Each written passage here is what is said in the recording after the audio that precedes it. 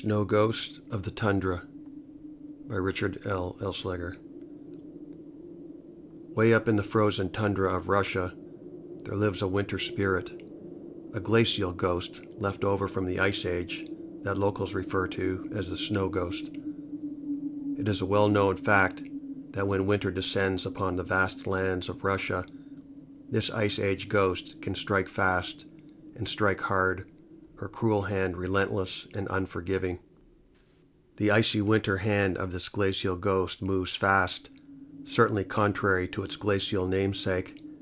But what is winter other than a series of confluences when specific meteorological conditions meet to create certain atmospheric disturbances, be they ice storms, freezing rain, falling snow, or perilous blizzards? The same might be said of climates in the tropics that bring broiling, humid summers and monsoon rains. What myths or legends exist within the indigenous populations of those geographies is unknown to me. My name is Yuri, and I am Russian, born and raised in Siberia, but relocated to Moscow for gainful employment, for such big cities of this type more readily offer up their opportunities to a young man than those smaller satellite towns that exist on the fringes. Though I left the icy Siberian tundra, I never forgot my origins, and I brought with me all of the folklore that my elders spun on those cold winter nights, those nights where the wind howled through every crack and crevice of our modest dwelling set in the tundra. The city of Moscow captured my heart, the beauty of the city's architecture harkening back to times in the far recesses of Russian history. The sounds of the city captivated me, and every Sunday the bells of churches rang out with clangs that filled the air. On occasion, I found myself visiting the Tsar bell, the largest bell in the world, its size matched equally in capacity to its sordid history. The best craftsmen of the era forged this bell back in 1733 by direct order of Empress Anna Ivanovna, niece of Peter the Great. The bell is estimated to weigh 445,166 pounds and stands 20.1 feet high with a diameter of 22 feet. A fire broke out before the bell was finished, and as the fire loomed upon the bell, the guards assigned to protect the precious creation threw cold water on the red-hot bell, cracking it to bits. The bell never rang as a consequence and remains on display to this day, a reminder of more lavish and grandiose times under Tsarist rule.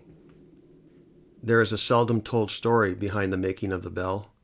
It is said that the bell was created to sound a dire warning.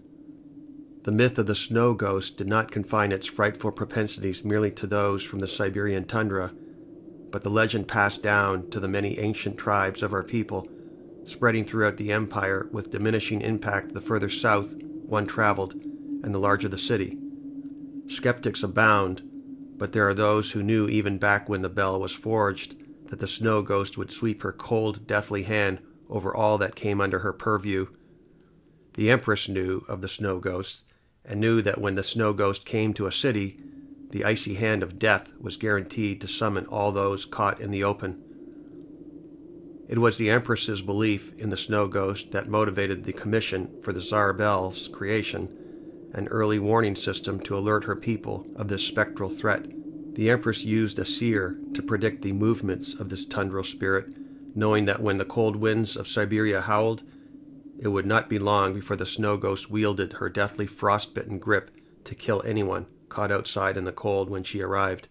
The snow ghost advanced upon the living populace with very little notice, only the signs of a blizzard in the distant offing her deathly indicator. The snow ghost traveled on misty clouds of wintry snow, obscuring all sunlight, turning day into night with her wrath.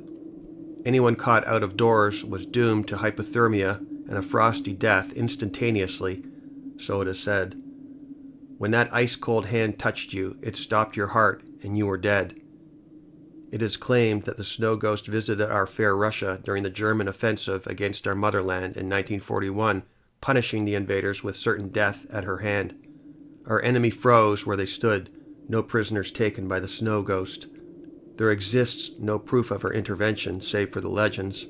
For me, the legends are intriguing life lessons, literary metaphors that serve as a reminder nature can be dangerous and deadly when not heeded. Beyond that, any semblance to actual supernatural or paranormal happenings is all nonsense. I live in the modern world, and there is no such thing as a snow ghost, a spirit of the Siberian tundra. A deep freeze gripped Moscow this morning, and I dressed in appropriate fashion, as dictated by my finances. A synthetically lined winter parka with a simulated fox fur fringe around the hood. In the past, we all had real fox fur, but times change and attitudes change as well, so a synthetic substitute replaced my fox fur trim. I am of the opinion that technology wins the day over the old ways most times, though the fashion statement may suffer in the process. In the present, we no longer need bone knives and bearskins to survive. That time is past. The end goal of us Russians is to stay warm, and technology answers the call every time, even for our elite military forces. The winters can be killers in Mother Russia, not in the snow ghost sense, but in the rather literal sense that if one is caught outside without adequate clothing, that individual will suffer severe consequences for their carelessness, and more often than not, certain death. Russian natives already know of Mother Russia's obdurate cruelty, and therefore such instances of death by hypothermia are exceedingly rare and mostly relegated to the past. My work is of an outdoor nature. During the summer months, I have a landscaping business where I apply my talents to beautifying the properties of the many wealthy landowners in their exclusive neighborhoods. Some of my clients have questionable sources for their wealth, but I cannot concern myself with such matters. Their money is good, and who am I to question how they obtained their wealth? These are matters for the police, and if the police turn a blind eye, then that is not a concern where I can exert any level of control or influence. Therefore, I do not ask questions. I focus on my talents instead, and I am rewarded handsomely for my handiwork. Over my time spent in Moscow, I have been credited for designing some of the most ornate properties around, one of them being an elaborate Japanese garden for a man that most suspect is a high-level boss in the Russian mob, but has never been caught. As I said, I do not question such matters, and have no desire to carry the weight of such knowledge in my conscience. When the autumn arrives, my landscaping business goes dormant and falls away, much like the bright orange and yellow leaves that drop from the many trees I have planted over the years. Coming from Siberia, I am a resourceful man and a survivor, and so I activate my snow removal business when the first flurries invade our capital. The landscaping equipment is sequestered within the garage of my moderate dwelling, and my snowplow is pressed into service. Being in Moscow, one might imagine that a snow removal business might be quite lucrative, and they would be correct in their assumption. Some winters, depending upon the amount of snow accumulation, suffice to meet or exceed the profits made in my landscaping business, so I survive quite well for a man in his late 20s. We expected a normal amount of accumulation today, making the roads virtually impassable without the work of government snowplows. Normal accumulations for Moscow amount to significantly higher numbers, and over the course of any given winter, we could receive over a meter of snow. Larger state-run snowplows took care of the main streets and boulevards when Mother Nature slammed us, but the state-run snowplows did nothing to abate the accumulations on side streets, and of course the driveways of the very wealthy, who had better activities to engage in than shoveling snow. I woke early to my alarm clock and had a warm shower to counter the cold night spent in my house. I live in an old section of the city, and I must say that old Russian insulation is not nearly as effective as the new technology made available to us since the fall of the Iron Curtain. I would like to emphasize that I came from Siberia and we are tough stock. The cold to us is a minor inconvenience that we scarcely consider to be a threat. A warm shower in the morning, though, is always welcome. I finished my shower and proceeded to have my breakfast. I like to eat my breakfast in the modest surroundings of my living room, and I usually sit next to my old Estonia grand piano in the morning, a piano from the Eastern Bloc made by our former Soviet brothers. I am classically trained on the piano, having attended the Moscow Conservatory, but competition is always fierce at that conservatory. I consider myself moderately talented, and I finished third in a Moscow piano competition, my personal best, but third place by Russian standards is not good enough. I am a realist, and I enjoy using my hands, be it musically or through my landscaping business. I still play, but not professionally. Rachmaninoff is one of my favorite composers, and I have large hands, nearly the size of his, playing with ease the massive chords in his most difficult compositions. Such massive chords that prove insurmountable to most musicians appear quite easy for me, so I take comfort in the fact that although others play faster, with more accuracy and emotion than I, they still cannot reach the big chords of Rachmaninoff. The span of my hand, a full 11th, amazed and captivated my teachers and examiners, even with my technical shortcomings.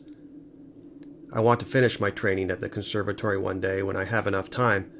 My business is a necessary evil that takes away from my one true passion. I aim to change this annoying diversion when I put away the snowplow for the season. As I eat my breakfast, I can see a blustery snowstorm blowing outside my living room window. I scan the weather reports to garner projections for when the snowfall will cease, for that is when I will strike with my snow removal equipment. I am a strategist in my business, and I regard my work as a military operation that has victories along with defeats. It makes no sense to begin my plowing efforts before the snowfall has abated, only to have angry clients call me to complain of their driveways still snow-laden, merely because I could not wait for the snow to stop. So I sit at my grand piano and I play through a series of Rachmaninoff's preludes and make a few attempts at his fiendishly difficult third piano concerto. The ossia cadenza of his first movement is most difficult, but I muddle through it several times, consistently improving until I check the time. I've been playing for 5 hours. Consumed by the intricacies of my musicianship, I lost track of the day. The snow has stopped, much to my surprise, because it stopped in conformity with the weather forecast, which nearly always gets it wrong. I pushed away from the Estonia and closed the fall board, making the black and white keys disappear into the furniture aesthetic of the piano. I donned my winter clothes and headed to the garage. My truck has a powerful shovel on the end of it and significant horsepower to push away the unyielding hand of winter, snow ghost or no snow ghost. I laughed about the snow ghost for a moment, then fired up my truck. I have several customers lined up, so today's take will be a windfall for my finances. I backed out of the garage and closed the door, the call of winter sending me on my way. My first customer has a large driveway, and the snow accumulation mounted so high that it nearly exceeded the height of my plow shovel in spots. The snow is powdery and therefore light, so the plow and my four-wheel drive truck crashes through snowy obstructions, pushing away the winter assault with negligible effort.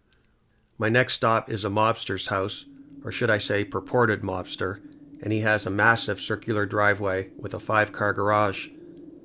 I exercise due caution removing snow from his property, as I do in every case, but his property more particularly, as I do not want to cause the slightest of blemishes to his driveway during the removal. I managed to succeed in my endeavor, finishing his driveway with great alacrity, and I am off to my next client who lives far outside the city limits. This is my last client of the day, but always a good payer and tips me well. The time is late, and darkness has descended. I turn on my radio to get further forecasts, not expecting much activity, and then I hear rumblings that we are going to receive freezing temperatures measured well into the negative double digits.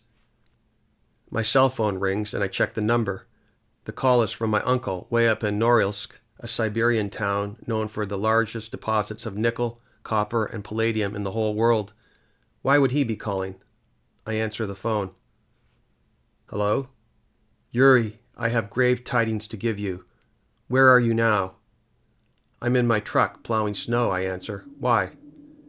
You must get inside. You have to get indoors.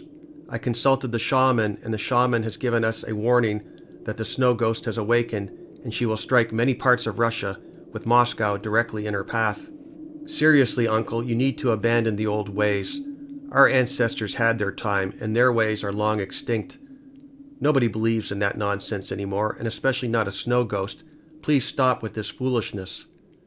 Yuri, I am telling you, please stop what you are doing and get to safety right now. Okay, uncle, whatever you say.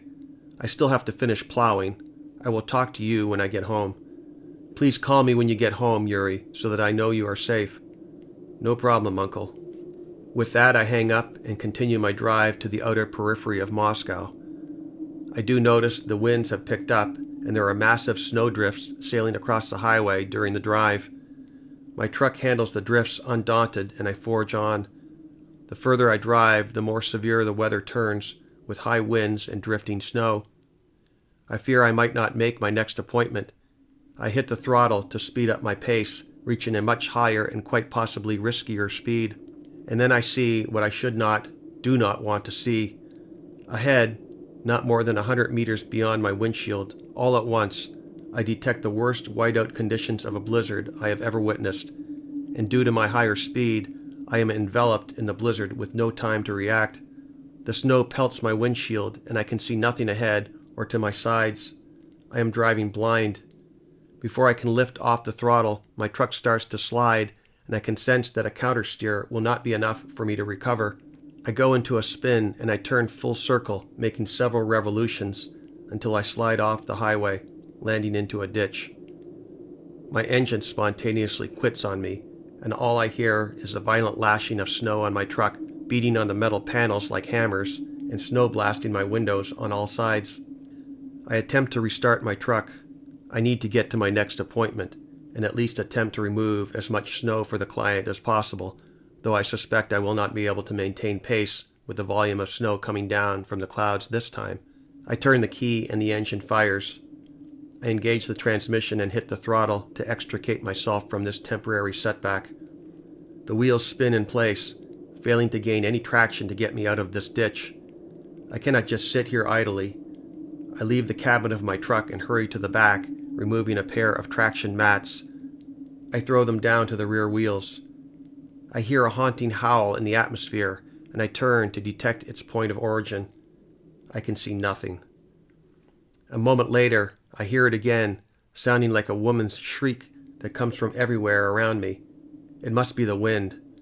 I head to the driver's door of my truck, taking hold of the door handle, when a terrible screech comes from behind, the sound of an ambush by a thing not human. I turn to see a gray-hooded woman's face. She is covered in ice, hovering in the distance, and her hands are outstretched as she moves toward me. The blizzard conditions make it difficult for me to ascertain her distance, as I have no reference point in this cursed weather. She is smiling at me, and in that smile she reveals rows of jagged crystalline teeth made of ice. Her head and body give the impression of a beautiful ice sculpture, and she sways gracefully with each movement of her arms and legs, which do not touch the ground. As she sways, I hear the distant cracking of ice. Her fingers stretch toward me, long, dagger-like icicles. I have to close my eyes and reopen them, disbelieving what I am actually seeing in front of me. The vision does not disappear as I had hoped, but remains persistent, and she is getting closer. The snow ghost, I say under my breath. I make a move to get in my truck, and she is upon me so fast. I manage to get to the driver's seat, but before I can close my door, she grabs me in a treacherous grip, taking hold of my left hand. Oh, the unbearable pain of her touch.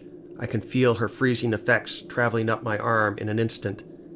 I kick at her and slam shut the door of my truck, using my right hand, breaking off her arm in the door jamb. She recoils in fury and shrieks again, seeing that her icy cold arm has shattered into shards of ice. I hit the lock button and she comes to my window. Her face is at once beautiful and hideous. She looks at her shattered arm, and I watch as it grows back in the form of pure ice, reshaping itself to that of a powerful, translucent sword. At the tip, she has reconstituted fingers grow back, with thicker, more deadly shards of ice. She takes those fingers and scratches them along the bodywork, making a horrible grating sound to my refined musical ears. She hovers around my truck, banging on the body and violently jarring the chassis, striking at every possible point of entry, unable to break the glass. She blows at my truck, creating an arctic blast from her frozen lips, and my windshield freezes with bizarre patterns of frost that look like ancient runes. The pain in my left arm drives me to delirium. I let it hang uselessly at my side. The shrill sound of her frosty screech injects decibels of pain to my ears. I am in disbelief at the spectacle that hovers just beyond reach, this snow ghost of the tundra. My eyes become blurry, and my mind struggles to stay awake. I must stay awake. I since have learned that when they found me, my truck was covered to the rooftop in snow.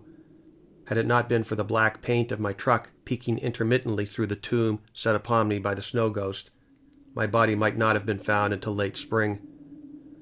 I sat up in the hospital bed and looked at my left arm. I saw a bandage-wrapped stump at my elbow, my forearm and hand completely gone, much to my horror, and I wanted to scream. At that instant, the news came on with reports of several thousand deaths, spanning a crooked line from Moscow to northern Siberia. The reporter went on to state no one was prepared for the sudden fury of this winter blizzard, the likes of which hadn't been seen in nearly 100 years. No mention was made by the young reporter about the snow ghost of the tundra. A nurse came to my bedside to attend to my dressing, and she turned to look at the news. She told me I was lucky to be alive, unlike the many that froze to death. I thought about my Estonia piano waiting for me at home. I thought about my large Rachmaninoff-inspired hands that could stretch an 11th on the keyboard. I thought about my landscaping business. Yes, I thought, I was the luckiest man alive.